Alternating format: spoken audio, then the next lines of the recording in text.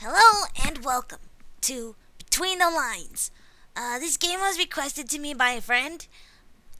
It's a game they made, and it seems pretty cool.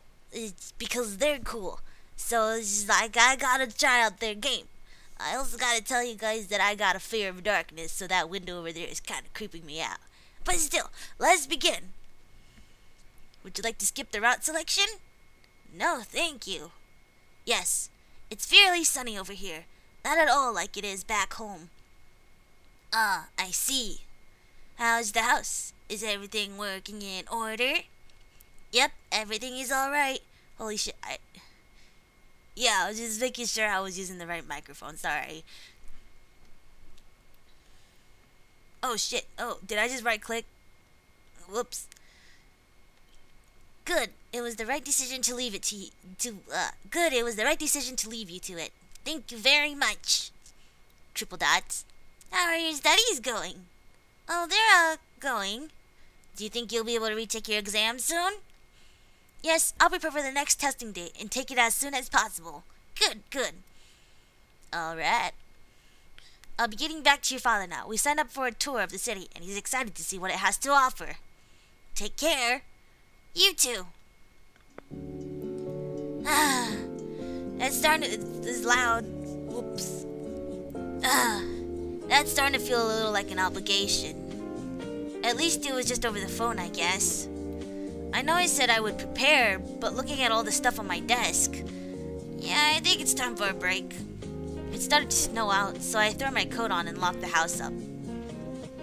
I start walking my way to the antique bookstore in 7th Street. I should probably do some voice acting in this. It hasn't been very long since it's opened up, and I've been wanting to see it, so...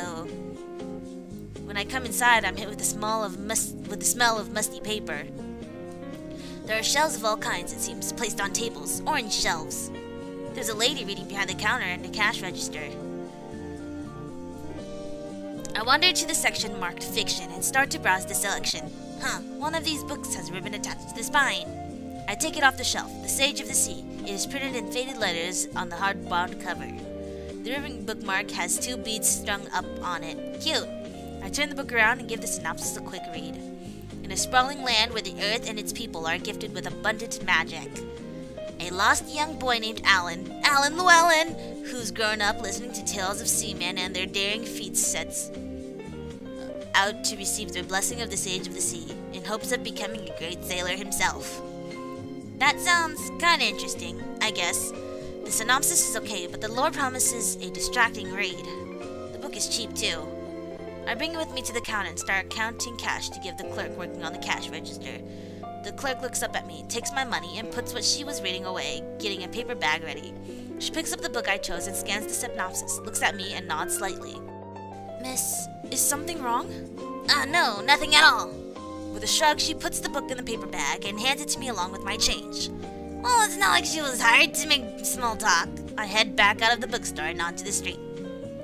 I hang my coat, make a mug of hot chocolate, and settle down in the chair I've set by the window in my room. The boy stepped out of the dimly lit hallway and into what was the bulk of the 2nd floor, a spacious room with a clear glass dome that served in place of a ceiling. Afternoon light flooded the room. A young man with platinum blonde hair, dressed in a blue deep tailcoat, leaned on a table in the middle and stared up at the sky. Turning around, he looked at the scruffy young boy. Hello. An associate of mine told me about you, and that you would visit. Alan, is it? My name is Ettore, I think that's how you pronounce it. Though his expression was neutral, his voice sounded pleasant. Yep, that's me. It's, nice to meet you, Ettore, replied Alan. You have the map I want, right? Well, yes.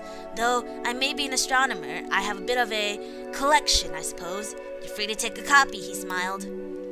Shake? Huh? What was that? Ettore walked over to a bin filled with scrolls of paper. Sit tight, okay? This'll only take a moment. What's this all of a sudden? A headache? The boy watches as he picks out a scroll and inspects it before handing it over. This should do the trick. There aren't any marked destinations or anything, but you know where you need to go first, don't you? Yep, thank you for the map, Alan nods in pursed sleeve. No problem, really. I'll walk you out. The two walk into the foyer. Ettore locked the door to the room behind him. This really hurts. I think I'm done reading for today. I tucked the ribbon in the book to mark my place and put my drink aside. I'm going to take a nap, I think. That'll help. Huh? Where am I? Could have sworn I was in my bedroom a second ago. I was reading that book, wasn't I? Then my head started pounding, so I went to take a nap. Then, is this a dream? It has to be a dream, right? No, it can't be. I would have woken myself up by now if it were. So then, how the hell did I get here? Where in the world am I? Are those footsteps? I stand up and look for someplace to hide. Bookshelves, tables, no closets or anything, of course. I hear a door click open behind me, and I turn around to face whoever's coming through. Huh? A young man dressed in a blue tailcoat stares at me, dumbfounded. Oh. Huh. What? This place was locked up! Who are you? What are you doing here? Sorry. Are you a thief? What? No. I was just... I feel myself beginning to cry. Shit! Hold on. Are you crying? Sorry. I'm confused too. I let the tears flow. I can see that guy's expression softening. I apologize. I was shocked, but I didn't mean to make you cry. I don't feel any hostility from you, now that I'm looking, so, I don't know where I am right now. To be honest, I just kind of woke up, and then I was here. I see. I think, let's see. Jeez, what were you doing before you woke up? I don't remember. Sorry. This isn't good. I can't exactly tell this guy the truth. There's no way he'd believe in me. You know, I just started thinking about, like, her mentality. Her mentality is my voice, and then, like, when she talks out loud, it's a different voice. Yeah, that's me all day. And even if he did, there's no guarantee he would help me find out what's going on. My best bet is just to pretend I don't know what's going on. Like, I have amnesia or something. That's more believable than I fell asleep and woke up in your house, at least. I'm sorry, whoever this is. Okay, what can you remember then? My name, probably? Good start, I suppose. So what comes to mind when you think about your name? And do you remember anything else? Bianca. And, I can't say that I do. I'm sorry. I guess that's it then. My name's Ettore. Ettore. Fuck, I don't know how to pronounce his name. What do I say for his name? Is it Ettore? Ettore? Ettore? Yeah? Desu? Fucking... What? Wait. You really don't have a sliver of a thought as to where you are, Bianca? No, sorry. Except that this is all eerily familiar. It feels like I know who this person is already. Can't be helped then. I was reading a book before I passed out. Sage of the Sea. And the last thing I was reading about was... We're standing in what you could call my house. This, the second floor, is an observatory reserved for my use. This person, Ettore, and this place. I'm an astronomer, to give you the short of it. Currently, I'm studying astral magic, and I support myself doing alchemy on the side, making medicines and whatnot. I see. Wait, what will happen to me? That's a good question. Do you have a home or anywhere to return to? I don't remember. It doesn't feel like it somehow, either. This is complicated. Do you know anything at all? Like magic or something? Magic? Yep, magic. The stuff itself is still undergoing a lot of research. It's like some sort of more powerful, more malleable type of energy. It can heal wounds, start fires, grow plant life, call wind. What we do know is that there is a lot of it, and that you can do great things with it. There are so many possibilities, and nobody quite knows where the limit is yet. Oh, I see. I went off on a tangent, didn't I? My bad. At any rate, truth be told, I was thinking of taking a trip. Maybe going somewhere with me, seeing places and things from here, might jog your memory. I can defend myself, just so you know. There are harmful kinds of magic, and I can use them all right.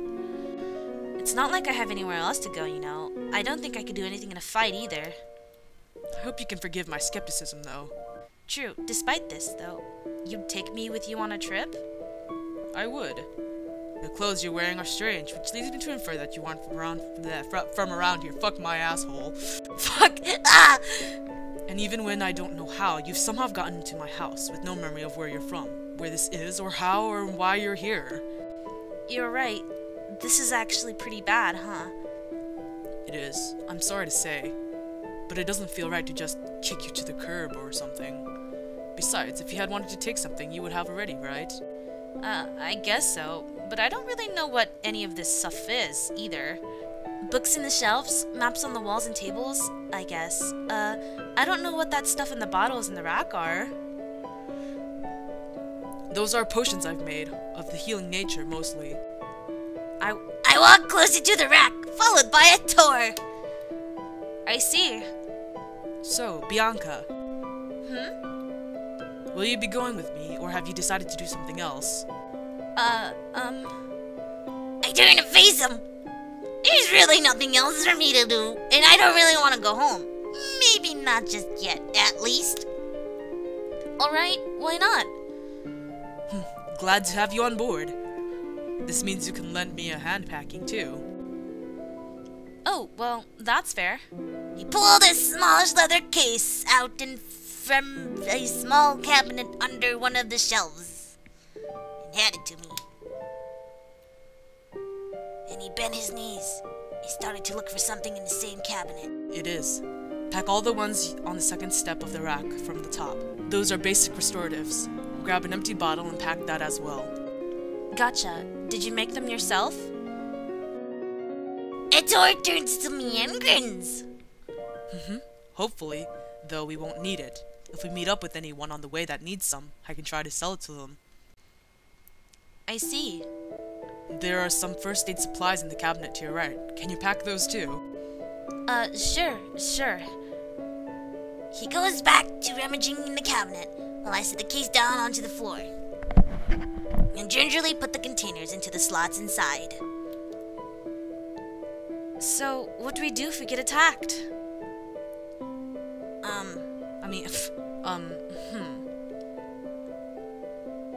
Ettore takes a long black container out of the cabinet. There's a strap attached to it. He shuts the cabinet doors and stands up to face me. Can you fight? No, not really. I close up the leather case and set it on the table in the center. There's a brass telescope next to the table. Neat. Well, I guess you can try to stay out of the fight, where it's safe. I do have to go on these trips by myself sometimes, so I've taken it upon myself to learn some basic attack magic. What can you do with it? The magic, I mean. I can shoot stars out of my hand if I form a finger pistol and concentrate. What? Well, I mean, they're not really stars or anything. It just sounds much more pleasant than blasts of light and fire, doesn't it? It really does. Where is it that you need to go anyway? And how far away is it? As I'm asking that, Ettore dismounts the telescope and places it, along with its stand, in the case and clicks it shut. It's not too far, just outside the village gates. It's just kinda dangerous. Dangerous? Yes, it's known to be home to a pack of wolves. They're creatures, shaped the same as you and I, except they're much, much faster and stronger by nature. Oh. Furries! Furries! It's for that very reason nobody ever goes in there, so it's been a very long time since we've last heard of them. Still, it never hurts to be careful. Have you ever met one? A wolf, I mean. I have. The pack in the nearby forest sends a small group out from time to time for supplies. They see me for medicine they may need. I see. Sounds like you're popular. Oh, hush. Not really. His glance falls down to the case with his telescope inside it. It seems like something is up, but maybe I shouldn't ask for now. We'd best be going soon, though. Yeah, You can ask me anything you like. I have a lot of questions, so... Go ahead.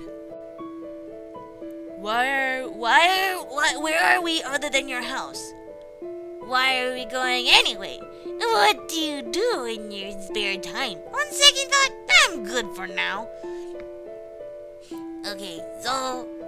I can save here, can't I? Oh yeah, I can save here. So, I'm just gonna, y'all... I'm gonna stop it here, but oh my god, I want to continue. So, this is between the lines, and so far, you understand that Bianca, she got a book at the bookstore. She opened the book from the bookstore, and she got inside the book in the bookstore. And here we are. So, I'll see you in the next episode.